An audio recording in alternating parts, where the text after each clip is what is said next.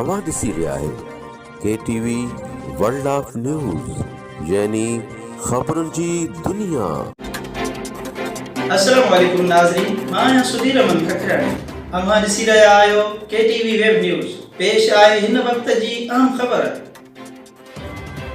गढ़ी यासीन शहर में 10 ॾींहं अॻु हथियार बंदन हथां गोलियूं हणी क़तल कयल नौजवान जमील अहमद अब्बासी जा कातिल गिरफ़्तार न थियण ख़िलाफ़ मक़तूल जी अमड़ जो पाक किताब खणी प्रेस क्लब में एहतजाज। कातिलनि जी गिरफ़्तारीअ जो मुतालबो। मक़तूल जमील अहमद अब्बासी जी अमड़ ज़ीनत ख़ातून संदसि पीउ ऐं भाइरनि दाहींदे चयो त मुंहिंजे पुट समीर अहमद कुझु साल अॻु जलबाणी बिरादरीअ जे नारीअ सां प्यार जो परणो कयो हो। नारीअ जा माइट मुंहिंजे पुट खे धमकाईंदा रहंदा हुआ। 10 ॾींहं अॻु उन्हनि हमिलो करे मुंहिंजो ॿियो नौजवान पुट मारे विधो। केस दाख़िल थियण बावजूद पुलिस बाअसर जलबाणी बिरादरीअ जे कंहिं बि जवाबदार खे गिरफ़्तार कोन करे रही आहे।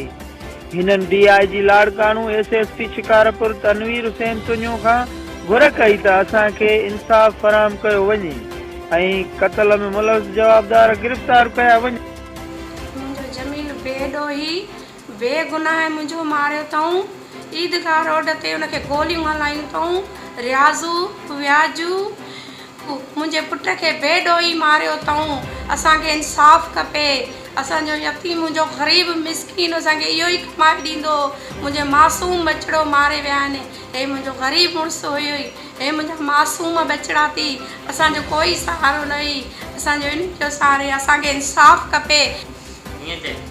पुलिस असांजो हिन महिल ताईं कुझु बि न कयो आहे। हाणे असांखे इंसाफ़ खपे।